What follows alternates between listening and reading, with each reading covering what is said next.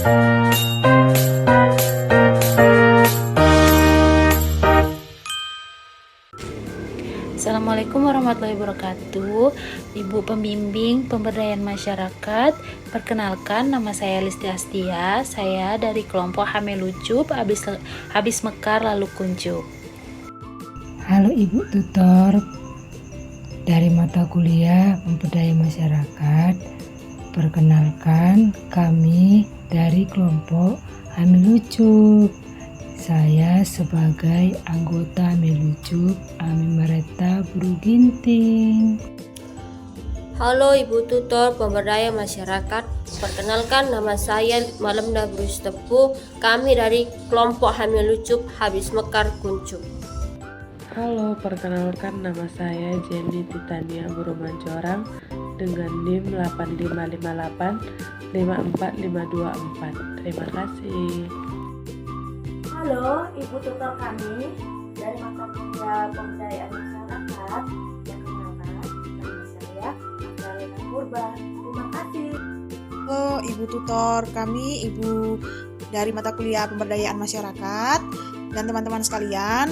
Perkenalkan, kami dari kelompok Hamil Ucup habis Mekar lalu Kuncup. Saya Dwi Kastabur Semiring sebagai ketua dari tim Hamil Ucup. Ibu Wiwin Purwadi, SPDI, sebagai mitra dari kelompok Hamil Ucup, ya ini seorang kepala desa dari Desa Pasar 6 Kuala Namu. Dengan adanya kegiatan webinar yang berjudul Program Pelibatan Orang Tua dan Masyarakat bagi Perkembangan Anak Usia Dini, masih banyak ditemukan beberapa orang tua dan masyarakat yang belum mengerti akan pentingnya pendidikan bagi perkembangan anak usia dini. Masih banyak juga yang belum memahami akan arti dari PAUD ataupun TK itu sendiri. Menganggap pengertian non-formal dan informal itu adalah sama jikalau dilihat dari Kamus Besar Bahasa Indonesia atau KBBI dalam pengertian PAUD jalur non-formal dan jalur informal. Dari beberapa permasalahan yang ada pada saat webinar berlangsung pada hari Jumat tanggal 24 Oktober 2025, maka kami yakni sebagai tim penyelenggara webinar memberikan tanggapan dan solusi dari setiap pertanyaan yang dilontarkan oleh orang tua, masyarakat, dan mitra kami dengan penjelasan yang lebih mendetail melalui contoh-contoh yang sering kami lakukan dan kami alami selama kami sebagai pendidik di lembaga PAUD. Terima kasih. Baiklah, untuk selanjutnya dari hasil webinar kami mendapatkan banyaknya wawasan pengetahuan dari ibu mitra, orang tua, dan masyarakat.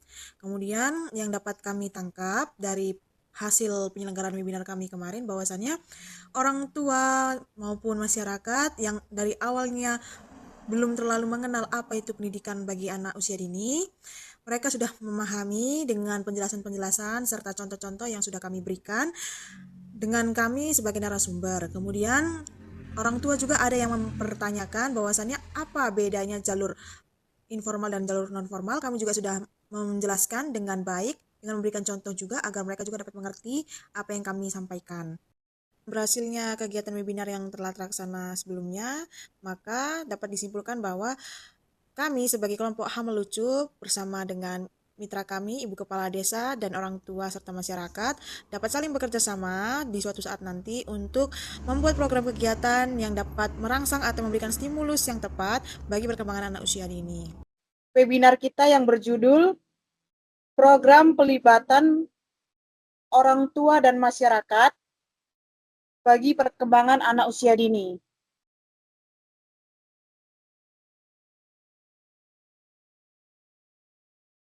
Pengertian dan karakteristik anak usia dini. Menurut Undang-Undang Sisdiknas Nomor 20 Tahun 2003, anak usia dini ialah anak dengan rentang usia 0 sampai 6 tahun. Batasan yang dipergunakan oleh the National Association for the Education of Young Children atau NAEYC ialah early childhood, yakni anak yang sejak lahir sampai dengan usia 8 tahun atau biasa disebut dengan golden age usia emas. Menurut Siti Aisyah dan kawan-kawan, yang dikutip tahun 2010, halaman 1.4 sampai 1.9, karakteristik anak usia dini ialah memiliki rasa ingin tahu yang tinggi, bersifat unik, suka berfantasi dan berimajinasi, termasuk masa paling potensial untuk belajar, bersikap egosentris, dan memiliki daya konsentrasi yang pendek. Selanjutnya, apa itu PAUD?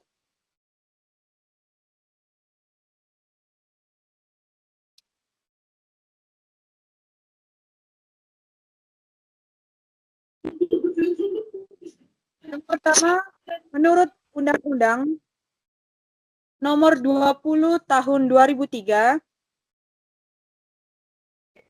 halaman 6 pasal 1, butir 14 tentang Sistem Pendidikan Nasional menyatakan bahwa pendidikan anak usia dini ialah upaya pembinaan yang ditujukan bagi anak sejak lahir sampai dengan usia 6 tahun yang dapat dilakukan melalui pemberian stimulus pendidikan untuk membantu pertumbuhan dan perkembangan jasmani serta rohani agar anak memiliki kesiapan dalam memasuki ke pendidikan lanjut, yakni pendidikan sekolah dasar. Yang kedua, menurut Suyadi, yang dikutip pada tahun 2013, halaman 1, berpendapat bahwa pendidikan anak usia dini merupakan usia anak-anak dari rentang usia 0 sampai 6 tahun sebagai usia emas atau golden age, karena masa anak sangat menentukan bagi mereka di masa depan, biasa disebut dengan masa keemasan.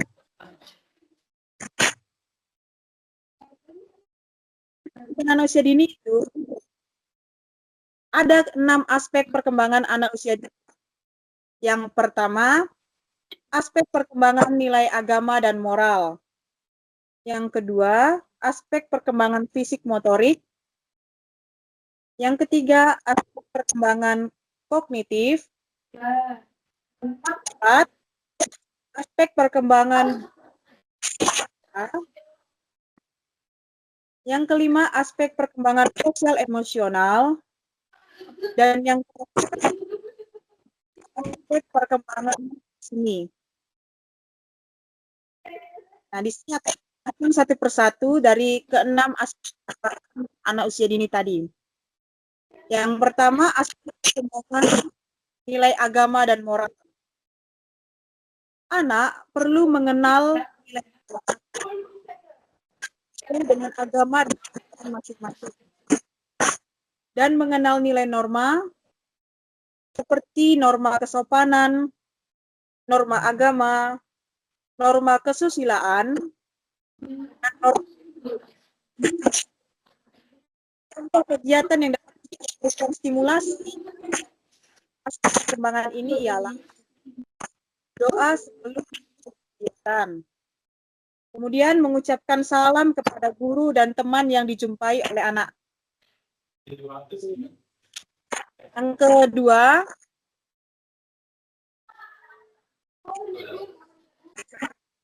aspek perkembangan fisik motorik meliputi pertumbuhan tubuh dan kemampuan motorik. Motorik terbagi atas dua, yakni motorik halus dan motorik kasar. Contoh kegiatan yang sesuai yang dapat kita berikan stimulus pada anak adalah olahraga ataupun latihan. Itu salah satu contoh kegiatan untuk mengembangkan aspek fisik. Kemudian menggunting, menempel, menggambar, menulis, play-doh atau plastisin, bronce, melipat atau meremas kertas merupakan contoh kegiatan stimulus untuk aspek perkembangan motorik halus. Selanjutnya bermain lompat tali, menari dengan lagu anak, bermain lempar tangkap bola, juga termasuk salah satu contoh kegiatan stimulasi pada aspek perkembangan motorik kasar. Yang ketiga, aspek perkembangan kognitif berkaitan dengan kemampuan berpikir, belajar, dan memahami dunia anak dengan diberikan stimulus atau rangsangan yang baik bagi perkembangan kognitif anak.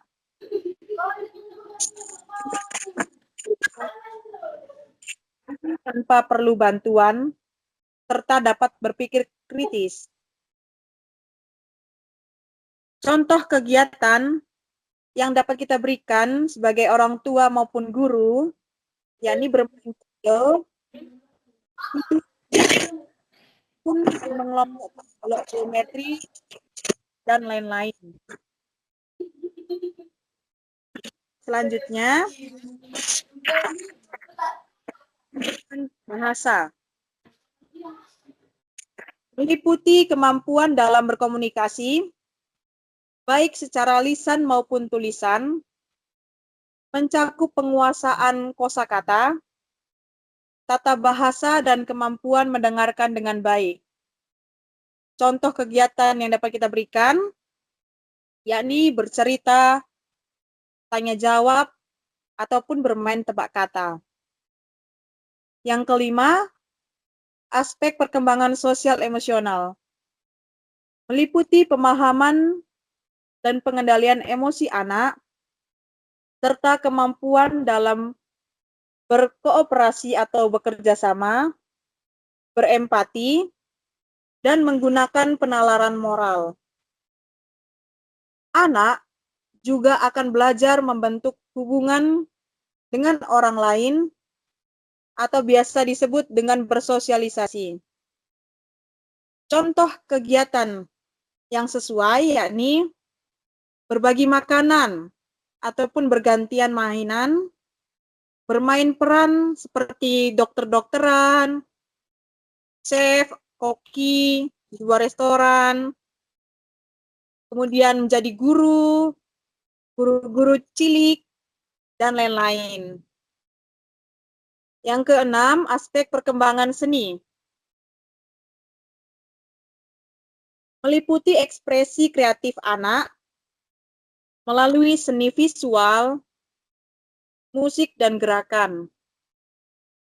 Adanya kegiatan seni dapat membantu anak untuk mengekspresikan diri dan mengembangkan imajinasi serta kreativitas anak. Contoh kegiatannya, yakni finger painting. Ini adalah salah satu kegiatan yang paling disenangi oleh anak usia dini. Karena dengan finger painting, anak usia dini ini bisa berimajinasi, berfantasi, kreativitas anak pun akan terstimulus,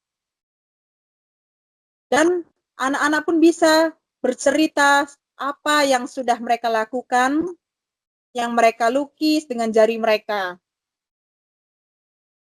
Sebagai anak-anak juga mereka tidak akan takut yang namanya kotor. Karena mereka senang dengan yang kotor-kotor ya.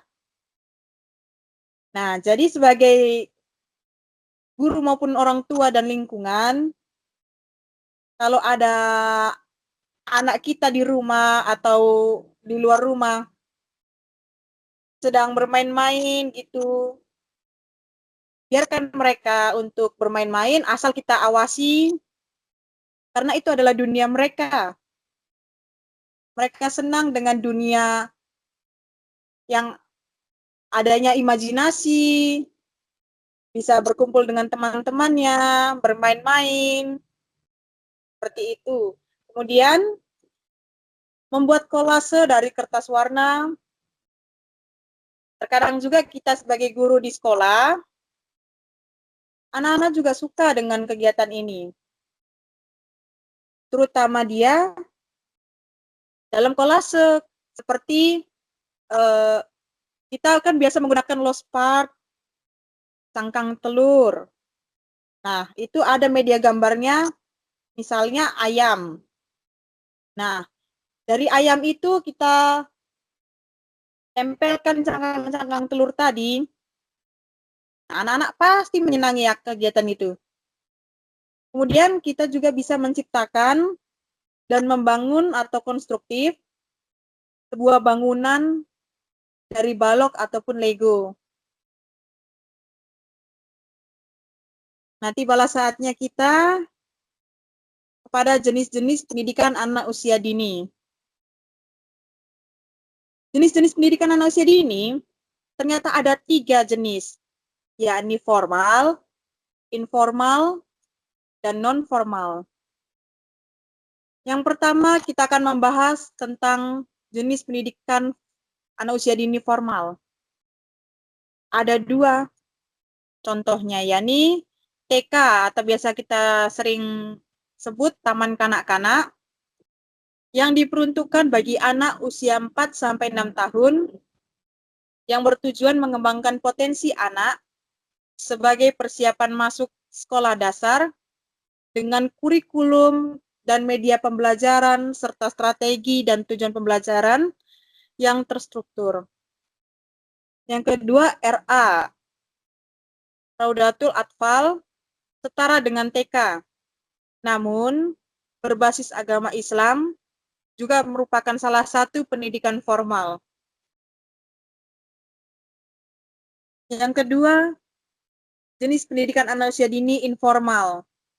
Nah, ini salah satu contohnya ya, ini keluarga dan masyarakat. Pendidikan yang paling pertama didapat anak adalah dari keluarga sendiri, terutama orang tua sebagai model atau contoh yang akan diikuti, ditiru oleh anak kita.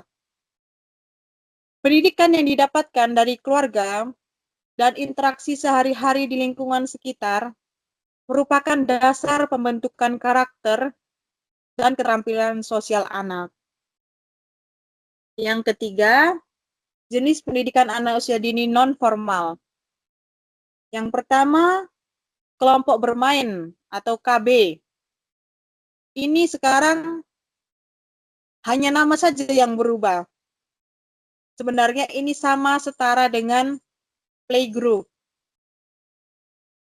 Untuk anak usia 2-4 tahun, lebih fokus pada permainan dan sosialisasi tanpa kurikulum akademik yang ketat, seperti yang sudah ada di jenis pendidikan formal.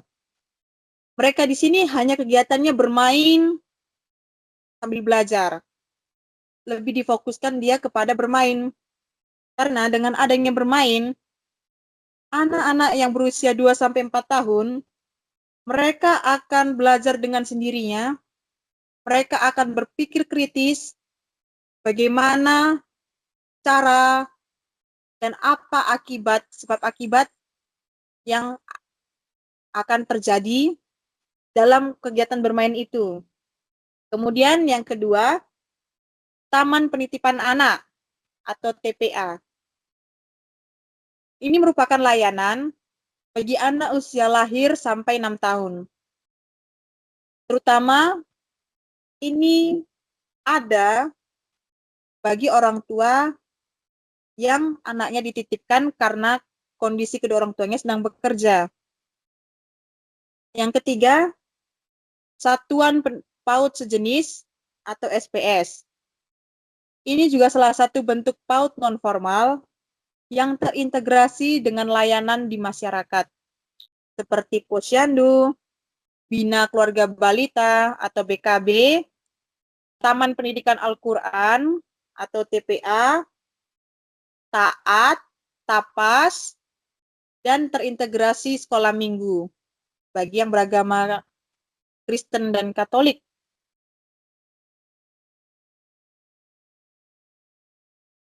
Selanjutnya, pendidikan informal. Sesuai dengan judul kita webinar pada siang hari ini, pendidikan informal yang kita tekankan. Karena Pendidikan pertama kali yang didapat oleh anak adalah dari keluarga, terutama orang tua sendiri. Maka dari itu, pendidikan merupakan tanggung jawab bersama antar keluarga, masyarakat, dan pemerintah. Keluarga adalah tempat pendidikan pertama dan terutama untuk anak-anak. Keluarga sebagai lembaga pendidikan informal yang dilindungi dalam Undang-Undang Sistem Pendidikan Nasional. Menurut Ki Hajar Dewantara, keluarga adalah lingkungan pendidikan yang pertama dan utama. Lingkungan rumah ialah tempat individu memulai kehidupannya. Maka dari itu, anak akan mengalami proses pendidikan dan sosialisasi dari lingkungan keluarga. Anak juga akan diasuh dan distimulasi oleh orang tuanya. Akan tetapi, menurut fakta, banyak ditemukan di masyarakat tidak ataupun belum tentu memahami peran penting ini. Jadi, perlu sekali untuk kegiatan yang meningkatkan pengetahuan dan keterampilan keluarga dan mereka yang sebagai orang tua untuk bisa lebih mendukung anak-anak mereka secara optimal. Masyarakat juga bisa ikut ambil bagian dalam program pelibatan bagi perkembangan anak usia dini.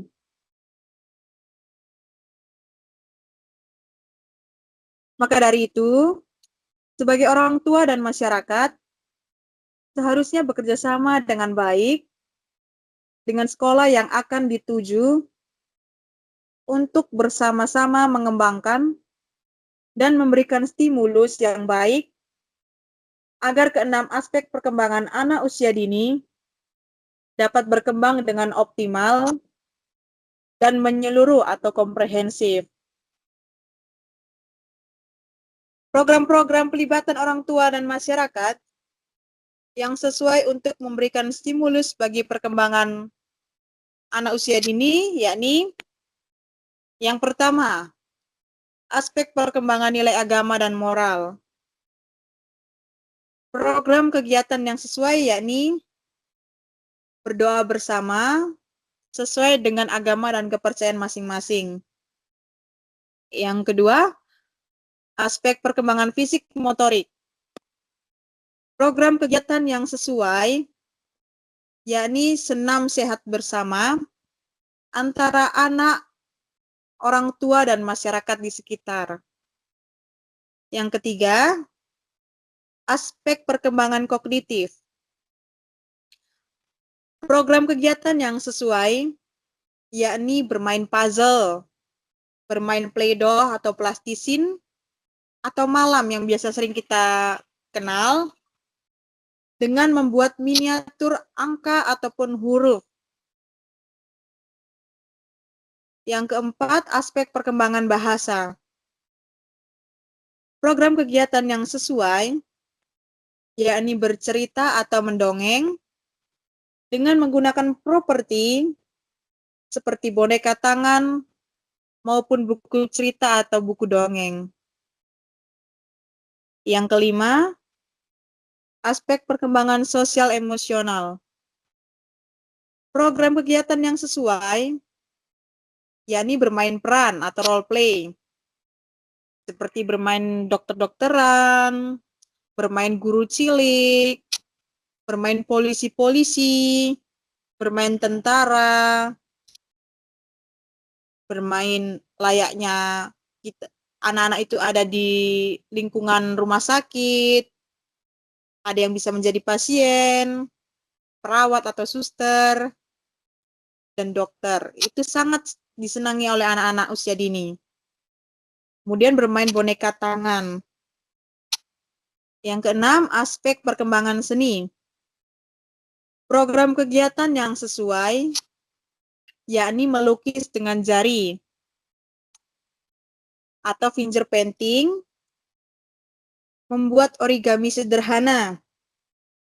seperti membuat pesawat terbang, membuat gambar rumah, lalu kita tempel mengikuti bentuk rumah. Nah, sekian penjelasan sedikit dari saya.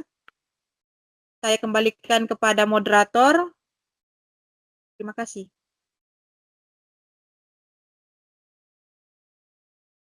Baik, terima kasih untuk Ibu Dwi. Eh, Jadi kesimpulan yang kita dapat dari webinar ini yaitu dengan adanya program pelibatan orang tua dan masyarakat ini diharapkan dapat terlaksana dengan baik dan sekiranya perkembangan anak usia dini pun bisa berkembang dengan optimal sejalan pemberian stimulus yang ada di lembaga satuan PAUD formal yang ada. Baik, terima kasih Bapak Ibu sudah mendengarkan webinar kita hari ini. Nah, tiba waktunya kita akan eh yang Pak Ibu dengar tadi sudah banyak, bukan? Iya kan? Oke. Eh, kepada Bapak Ibu yang ingin bertanya, kami persilahkan.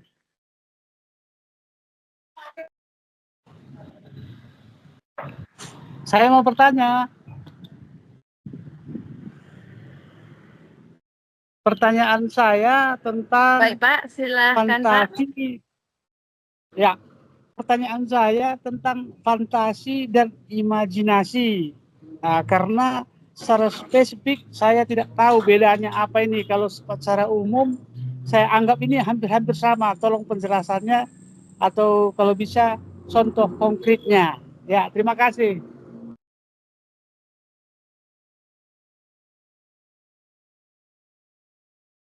Baik, Bapak Ibu sudah mendengarkan pertanyaan dari Bapak ini.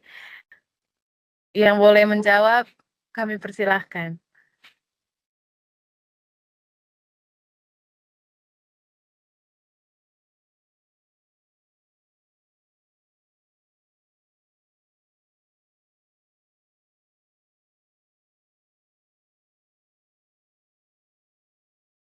Listi, apakah bersedia?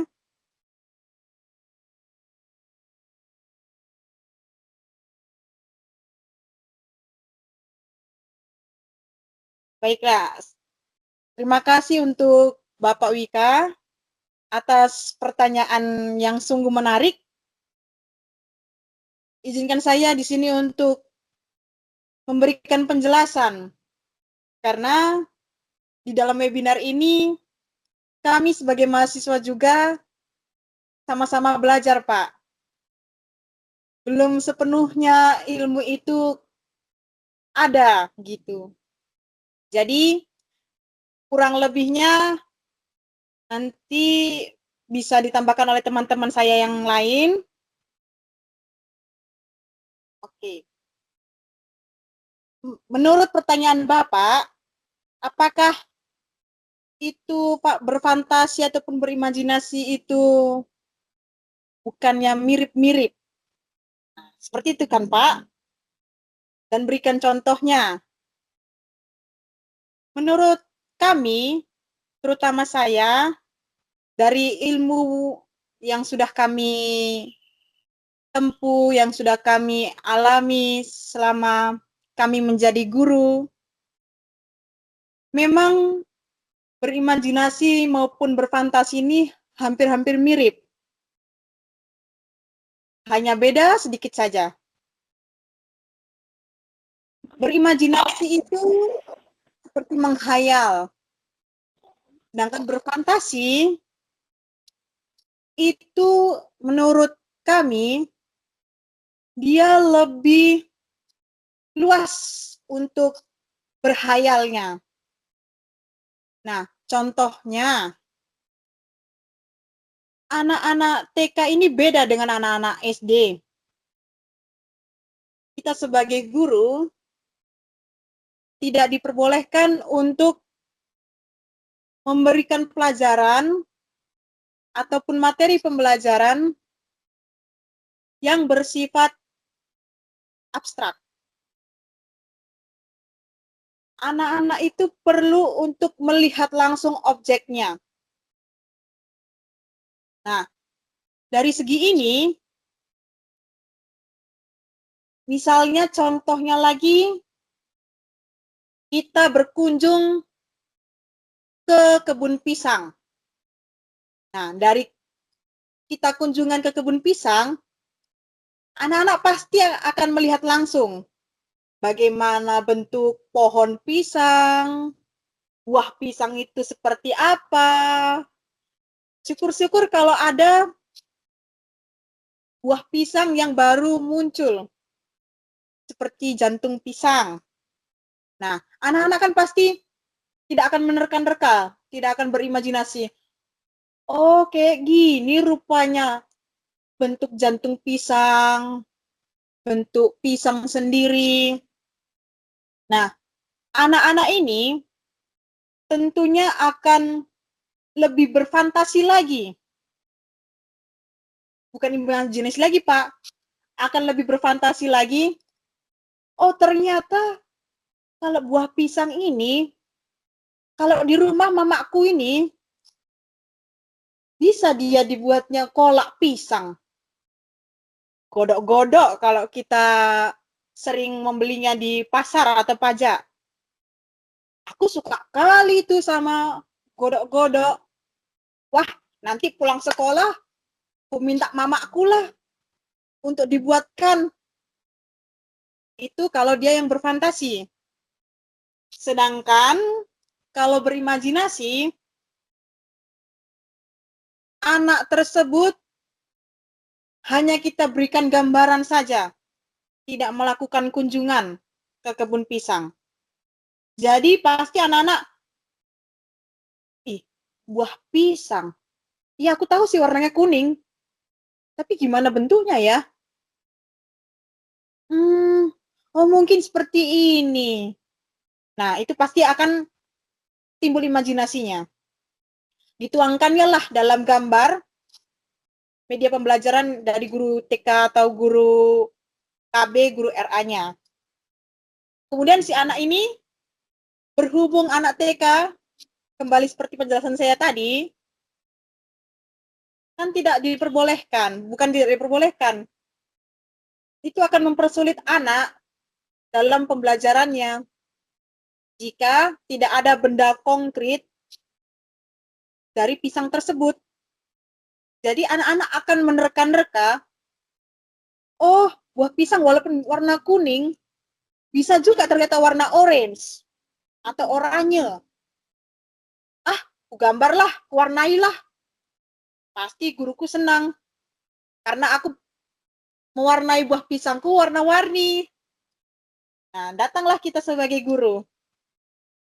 Loh, kok buah pisangnya warna-warni aku?